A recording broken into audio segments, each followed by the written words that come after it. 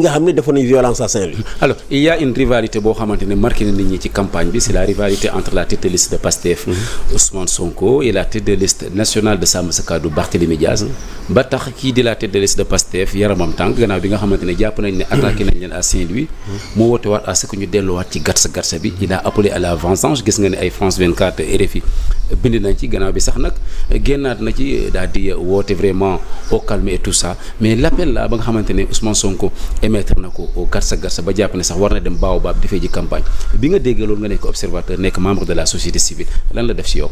écoute bi ma ko déggee évidemment daf ma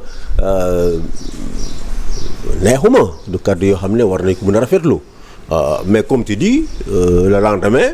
il s'est ressaisi. Je crois que loolu moo am importance. Parce que ni ma ko waxee ci bi campagne électorale dafa ànd ak passion. Passion boobu nag dina tax nga wax loo xam ne après quelque temps di nga rëccu n'est-ce pas nga xoolal say kàddu mais encore une fois ni ma ko waxee su dee autorité jëloon nañu seen matuwaay xëy na tous ces affrontements là mënoon nañu ko circonscrire. Et je crois d'ailleurs que li nga moo ma gënoon. mooy état Sénégal képp ku tête de liste. waxamaale au niveau départemental mais au niveau national les têtes de liste là. war nañu fexe ba les gros bras là les lutteurs et gros bras là yi nga xam ne ñoom la ñuy jël nañ leen éliminer ñu fexe ba confier à chaque tête de liste n'est-ce pas une dizaine d'éléments de la police ou de la gendarmerie ñu assurer seen sécurité les têtes de liste au niveau national. loolu war nañu ko mën a def pour éviter ces gros bras yi nga xam ne. amuñu benn formation. Ils n'ont que des muscles, n'est-ce pas? Beaucoup de nervis, les gros bras dont vous parlez, ou bien sont les nervis? En tout cas, c'est les gros bras que je vois autour des candidats. Je crois qu'il y a beaucoup de nervis. Il y a eu beaucoup d'arrestations après les Am Saint-Louis. On nous parle déjà d'après le communiqué de la... Je pense que c'est le ministère de l'Intérieur. 81 personnes qui ont été arrêtées dans l'affaire. Oui, parce que les événements de Saint-Louis étaient particuliellement graves. lié au Saint-Louis ñëpp war nañu ko ñaawlu. gis nga matériel bi ñu yoroon également. ah oui war nañu ko. mais Barthélémy Diaz nous dit quand même qu'il faut vraiment dédramatiser parce que matériel de gardiennage la defe naa gis nga. oui matériel de gardiennage xam nga quand le ministre de l'Intérieur fait un communiqué et dit tel et tel équipement est interdit pendant la campagne électorale parce que mën nañu ko utiliser pour gaañ nit. n'est-ce pas wala pour rey jël bakkanu nit mais en ce moment-là il faut pas les utiliser. Il faut pas les utiliser. Moi, je pense que loolu mooy yoon. Mais si on permet à ces personnes qui n'ont aucune formation, ils n'ont que leurs muscles, n'est-ce pas, jox leen ay ngànnaay même si le cours nga leen jox. mais cours boobu ku la yuuxu rek mais dañuy tourner door ko cours boobu. moo tax dañ ko war a tere. dañ ko war a tere effectivement le ministre de l'Intérieur a très bien fait de sévir. à partir de maintenant. képp koo xam ne yore nga gànnaay lu mu tëddoo même si le cours la nañ la teg loxo yóbbu la ci biir kaso. alors si la tête de liste de Pastef Ousmane Sonko dit que l'État a failli il y a des gens qui ont comme l'impression que dafa défier l'autorité du président de la République nga xam ne woote woon na jàmm woote dal alors est-ce que noonu nga gisee comme quoi que déjà Thierno Alassane Sall dit qu'il y a une crise latente entre kii di Ousmane Sonko et Bassirou Diomaye Faye est-ce que seetlu nga loolu. oui mais je pense que am na ñoo xam ne je crois que keroog bi Bassirou Diomaye Faye prêter serment nommé Ousmane Sonko premier ministre ci lañu commencé wax affaire crise entre les deux. mais est-ce que seetlu nga crise boobu. moi je vois aucune crise. je ne vois aucune crise. amuñu problème xëy na am na ñoo xam ne sañuy jullee rek crise boobu la ñuy ñaan parce que ñu ngi waaw crise Senghor Mamadou Dia dualité au sommet de l'État et cetera moi je vois pas de crise. Sonko il est en campagne ni ma la ko waxee sànq rek. en campagne mu ngi sol casquette Barthélémy Diaz. même casquette que Barthélémy Diaz que Thierno Alassane Sall que Amadou Ba que Macky Sall kon su dee service su état. n'est-ce pas am nañu défaillance ci rôle bi nga xam ne war nañu ko jouer pour assurer kaaraange acteurs politiques yi. il a le droit de dire que l'État a fait faillite même en dehors de la campagne électorale. dara su xewoon ci biir Sénégal te état def lu mu war a def il a l'obligation de dire que l'État a failli. Alors, il y en a. Merci Par exemple, si les inondations ont lieu et que l'État n'a pas donné la réponse qu'il faut, l'honnêteté impose au Premier ministre qui dise que l'État a failli. Donc il a parlé comme l'a dit Pape Alé Niang.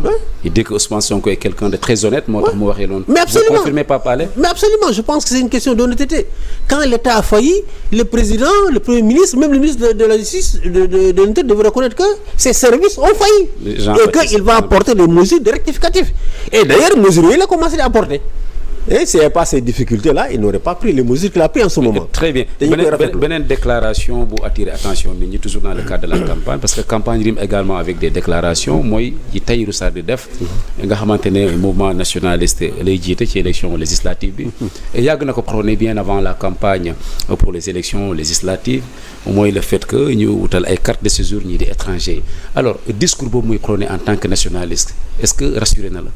Moi je pense que képp kuy Sénégal rek war nga nekk nationaliste. war nga nekk nationaliste. Absolument ngay américain ngay français ngay guinéen ak koo munte nag war nga nekk nationaliste. da nga war a bëgg sa réew da nga war a défendre sa intérêt réew. loolu n'est-ce pas mooy nationalisme mais nag nationalisme. da nga ko teg ci yoon. parce que tegu ko ci yoon. parce que c'est un discours boo xam dafa ànd ak des informations ci man. dafa ànd ak ay désinformation waaw li Tahirou Sarr di wax. ah oui dégg nañu tey Ousmane Sonko lu mu wax. désinformation bi ban côté la. mais c'est de faire croire mooy gëm na Sénégalais yi ni que étranger yi. n'est-ce pas ñu ngi bëgg a jël réew mi maanaam bëri nañu bëriwaay boo xam ne. suñu defoon ndànk nañ jël réew mi dégg na Ousmane Sonko sukkandiku ci statistique ANSD. ANSD mooy agence nationale des statistiques pour le développement. amul agence boo xam ne moo gën a sérieux ci Sénégal. comme ANSD man mi sama liggéey yëpp. ci wàllu koom-koom ak ci leneen ak leneen. population ANSD seen site lay dem. seen site moom a gën a site banque centrale. surtout ANSD. waaw kon kenn mënul am ñaari xel ci chiffre ANSD génne. naan on est à peu près 200 000 étrangers moo nekk ci biir Sénégal. c'est plus de 18 millions d'habitants. mais loolu bëriwul dafa bëriwul. Côte d'Ivoire.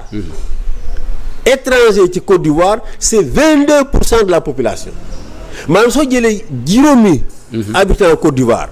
soo jëlee juróomi yoo xam dëkk nañu Côte d'Ivoire. kenn ki étranger la du ivoirien. tollaguñu foofu. sor nañu foofu lool. waaw te mbirum carte de séjour bi muy wax.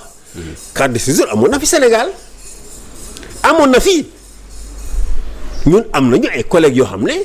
daan nañu jóge Gambie jóge Sierra Leone. jóge Mali ñëw liggéey fii ci Amnesty. mais dañu daan dem police suñu fi toogee ñetti weer dañu daan dem police des étrangers de titre de voyage à Dieuppeul wut n'est-ce pas carte de séjour. carte de séjour yooyu nag am na ay charte yoo xam ne ci biir CEDEAO dañ ko adopté.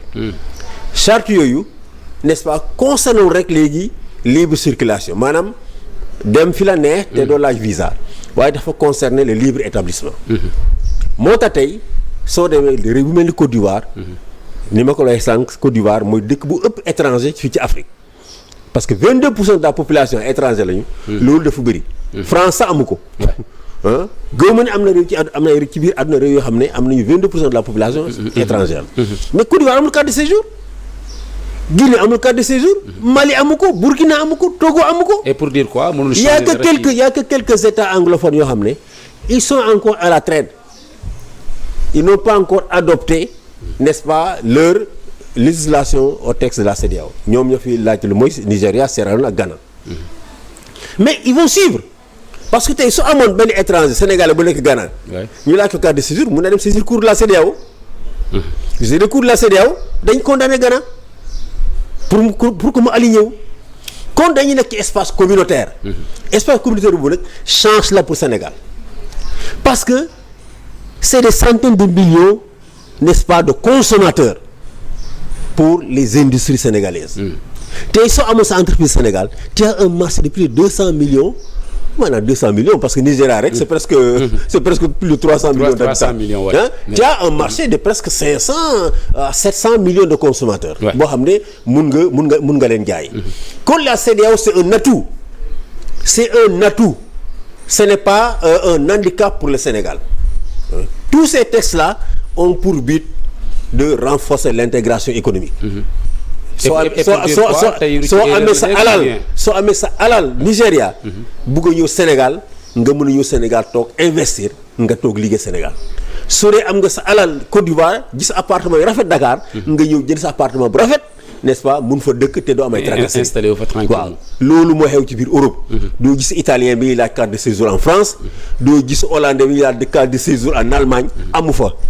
loolu mooy intégration économique. Le nationalisme c'est un peu voilà partout. Ce qu'on kon voit au étranger XXe léegi siècle en France, aux États-Unis avec Donald Trump, Marine Le Pen en France. Est-ce que du loolu également. mais Donald Trump loolu mu ngi koy laaj ñoo xam ne dañuy amul ay accord communautaire ak ñoom. c'est pas le bon exemple. le bon exemple c'est l'Union européenne. Sénégal bu demoon tey France émigré France. am nationalité française mais mun na dem établir fu ko ne ci Union européenne. te du ñu am benn gàllankoor. Ouais. Donc c'est cela qu'il faut comprendre que c'est un atout. Carte de séjour amatul amul léegi dans l'espace de la CEDEAO. Sénégal su ko bëggee appliquer. loolu mooy Sénégal day violer les textes communautaires. les textes communautaires. li ñuy laaj étranger bi ci biir Sénégal fii mooy. na am carte consulaire. man su dee guinéen ngay ivoirien ngay togolais wala koo munte doon. waay soo ñëwee Sénégal. te nga bokk CEDEAO. li laaj mooy il faut nga am benn carte consulaire maanaam soo fi ñëwee da nga dem ci sa consulat. waay jox la carte consulaire boobu rek doy na pour nga mun a établir Sénégal. très bien.